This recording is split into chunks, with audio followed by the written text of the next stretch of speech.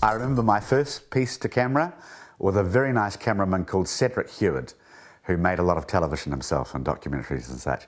And as you get older, you start producing names from your anecdotes, don't you?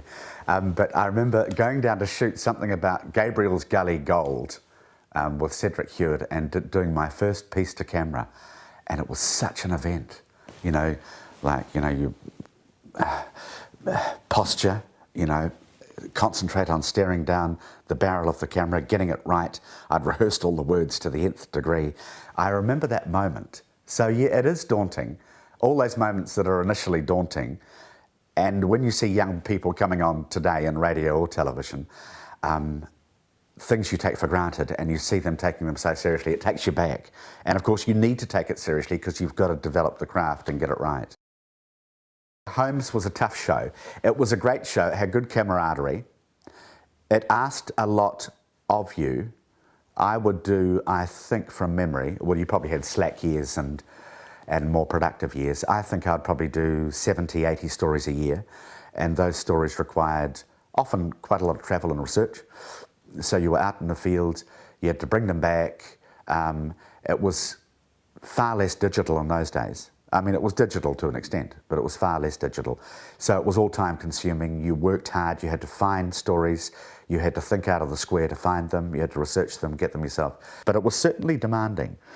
And it was a lot of television to make. It wasn't just brief stand-ups, brief reports. It was in depth. It was criticised, you know, for being the early tabloid days, but there was strong ethics associated with the program. You weren't allowed to cut corners. You know, it deliberately reflected New Zealand and the regions. It performed a valuable public service.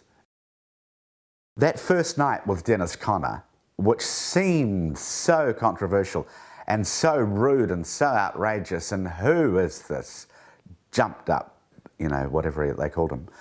Looking back, it seems reasonably mild. I mean, Holmes was very courteous. You know, it was all Mr. Connor this and Mr. Connor that, and there was that air of deference and courteousness as he asked the hard question.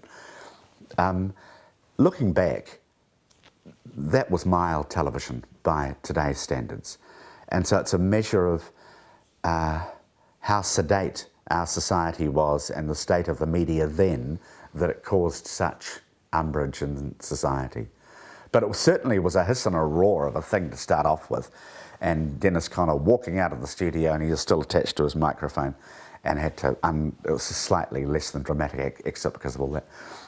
It was a great way to start looking back. And I, to this day, don't know how much it was planned.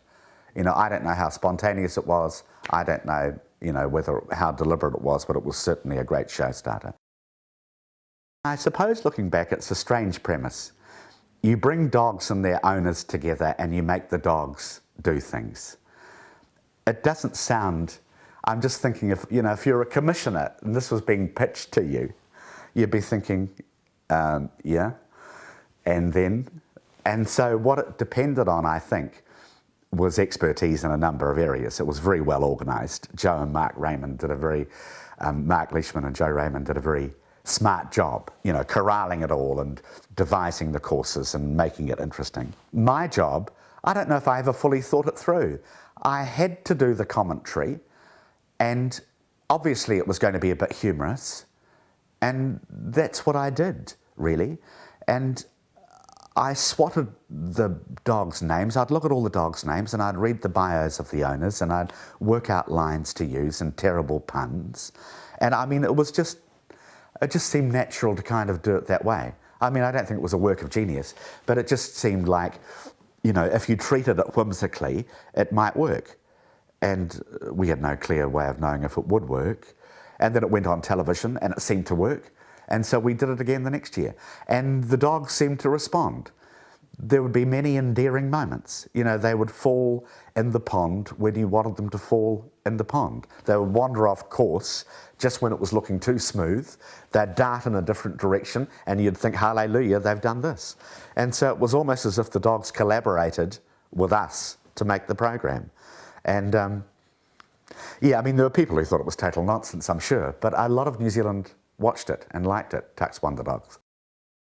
John Milligan, who is a great director, but who has now become a train driver, such are the vicissitudes of this business, he rang me up and he said, I think this is how it happened, and said, I want to make a documentary about New Zealand, the way we speak, and the way that's transitioning, where it's going.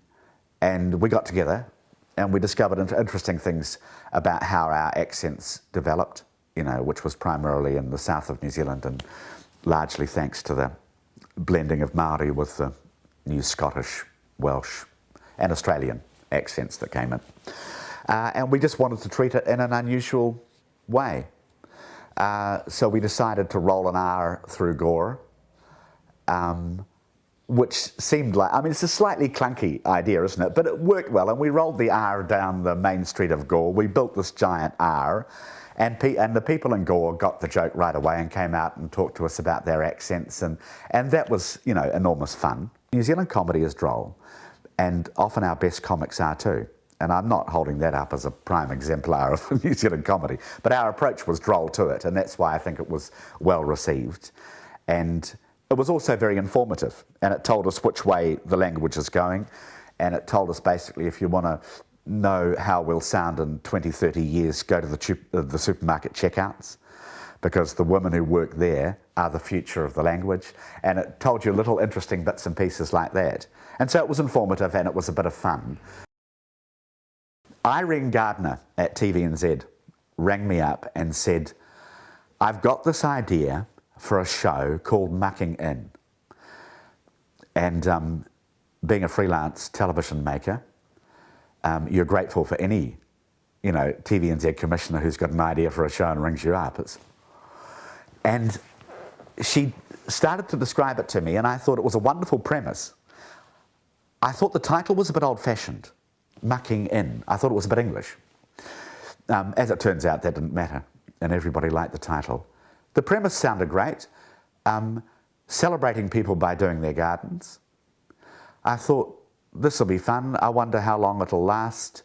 It'll be fun to do a series of it. Our first garden was more of a tidy up than anything else. It was for a lovely lady out in Mangere Bridge, I remember that. And it was a modest first build, and then as the series went on and they started renewing them every year, it got grander and grander. We initially wondered if we would run out of people. Isn't that strange? You know, you wonder if you're going to run out of good people to do gardens for. But we did. We thought, I wonder how many of these people are out there. And of course, there are like tens of thousands of them out there in New Zealand. We had really great garden designers. Tony Morell was fantastic, Richard Greenwood. The two Mikes were good. Everybody was enthusiastic. It was a lovely team. It was a great show to work on. You met the best people in New Zealand and all their nice mates. It was probably the nicest thing that anyone on television would ever have the chance to do. It was a real privilege doing Mucking In. I'm not one of those pompous people who look back and think, oh, I've got a body of work. I've got an oeuvre. You know, I always think I haven't done it properly yet. That's what I feel. I always think there's a lot more to do. You haven't done it properly yet. You haven't ever done it as well as you could yet. What is it you're going to do? It's about time you got moving. And I ignore the fact that I'm now in my 50s and, you know, and how realistic is this? I always think, no, there's tons more to do, and you haven't really scaled the heights. You know, you haven't really done all the things you should have thought of and the projects that you can still come up with. And so that's my attitude, really. You know, it's, God knows I'll be working till I'm 75 or 80. We all will, won't we, these days? There'll be nothing else to sustain us.